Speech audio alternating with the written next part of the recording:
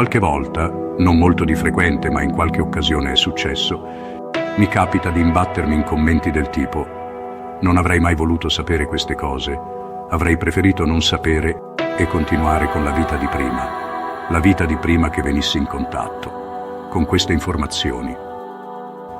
Ebbene, nel video precedente avevamo detto che, una volta sbloccato il nostro patto d'anima, non sarebbe stato possibile tornare indietro. In realtà, una possibilità ci sarebbe.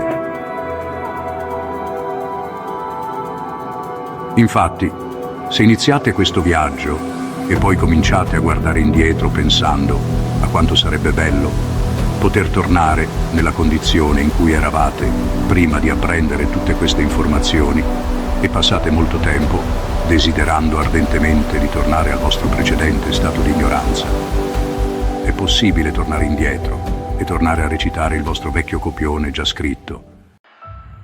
Avete presente nel film Matrix del 1999 la scena in cui il soggetto che interpreta il traditore fa un patto e dice di voler dimenticare tutto in cambio di una vita agiata? Dopo 9 anni, sa che cosa ho capito?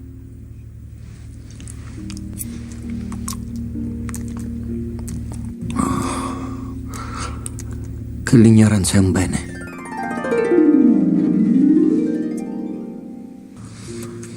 Io non voglio ricordare niente. Niente. Sono stato chiaro?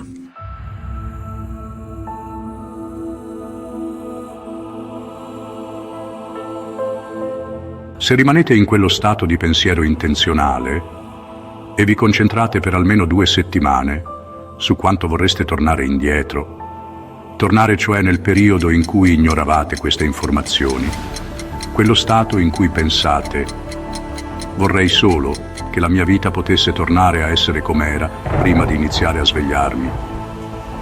Bene, questo accadrà. Ma accadrà non in modo positivo per voi, perché quello che accadrà sarà che il vostro contratto di morte, in qualunque modo doveste morire, verrà ripristinato. E questo, sia che si tratti di una morte comoda o di una morte tragica.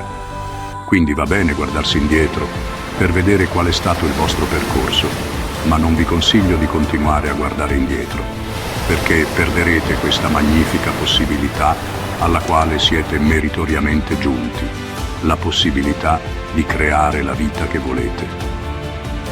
Tornerete a dormire e non vi sveglierete mai più. Se indugerete troppo a guardare dietro di voi, non starete andando avanti e non starete vivendo nel presente. Mentre ora invece sappiamo che dobbiamo vivere nel presente per poter esercitare il potere di creare la nostra realtà. Se rimarrete nello stato di nostalgia del passato o desiderio di non esservi mai imbattuti in queste verità, e se rimarrete in quello stato sufficientemente a lungo, allora il vostro desiderio di verità verrà meno e tornerete allo stato in cui eravate prima.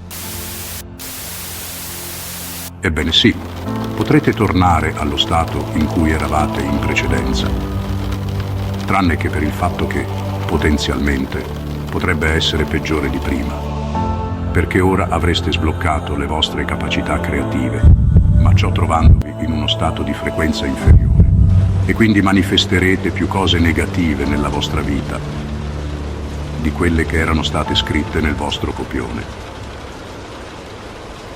E questo perché avrete sbloccato il vostro copione e siete quindi in grado di apportarvi modifiche significative. Quindi potete ancora scegliere di seguire il vostro vecchio copione. Non dovete riscrivere nulla e, a meno che voi non prendiate decisioni intenzionali e consapevoli con l'intento di cambiare la vostra vecchia scrittura, continuerete a seguire lo stesso copione. I cambiamenti non avverranno da soli, ma avverranno grazie alla legge di attrazione. E questo perché avete raggiunto una frequenza sufficientemente elevata da attirare cambiamenti nella vostra vita. Ma questa all'opera sarà la legge di attrazione e non la vostra manifestazione consapevole e intenzionale. Quindi vi invito ancora una volta a collegarvi al vostro infinito sé sorgente e a chiedervi cosa è meglio per voi. Infine, scegliete. Io personalmente non ho mai avuto alcun dubbio sulla scelta da operare, ma come vi ho messo al corrente di queste informazioni, era anche mio compito mettervi al corrente dei potenziali rischi. In ogni caso vi invito a verificare sempre le informazioni che ricevete e quindi anche da questo canale, tramite la vostra connessione con la sorgente. E con questo, cari amici, ho concluso. Vi auguro di fare la scelta giusta e come sempre auguro salute, abbondanza e prosperità a tutti.